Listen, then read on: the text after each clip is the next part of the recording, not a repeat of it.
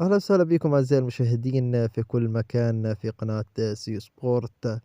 إذا تعرض نادي ريال مدريد لسقوط مدوي أمام نادي إسبانيول بهدف نظيف، خسارة من فريق إسبانيول صاحب المركز قبل الأخير في الدوري الإسباني قبل بداية هذه الجولة.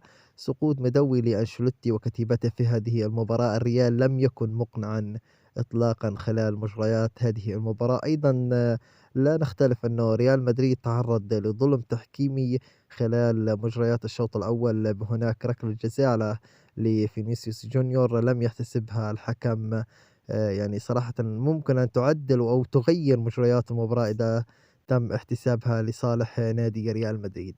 أما على الناحية الأداء والتشكيلة، ريال لم يقنع إطلاقًا في هذه المباراة. من ناحية التشكيلة أيضًا هناك شكوك بمواصلة أنشيلوتي الدفع بفاسكيز وتشاوميني في خط الدفاع لأخطائهم المتكررة في المباريات السابقة، وأيضًا خلال هذه المباراة أمام نادي إسبانيول، فيتكرر كالعادة الأخطاء من جهة فاسكيز وتشاوميني للمباريات العديدة للنادي الملكي.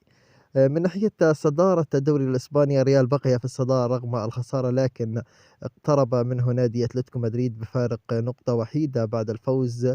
أتلتيكو مدريد الآن أصبح رصيده 48 نقطة بفارق نقطة وحيدة عن ريال مدريد قبل مباراتهم في الجولة القادمة في ديربي مدريد.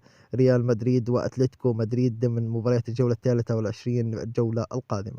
برشلونة أيضا سيستفيد من هذا السقوط لريال مدريد. برشلونة الآن يبتعد 7 نقاط عن النادي الملكي، لكن ينتظره مباراة مهمة اليوم.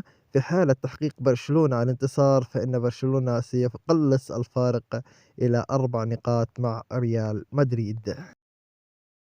وأنا هنا أعزائي المشاهدين وصلنا لختام هذا الفيديو. قبل الختام اكتبوا لنا في التعليقات رأيكم في الأداء التحكيمي خلال هذه المباراة، مباراة ريال مدريد وإسبانيول، والظلم الذي تعرض له النادي الملكي خلال هذه المباراة، وأداء الفريق وتشكيلة أنشيلوتي للمباراة وقرارات أنشيلوتي، وهل الريال قادر على الفوز بلقب الليغا هذا الموسم أم لا؟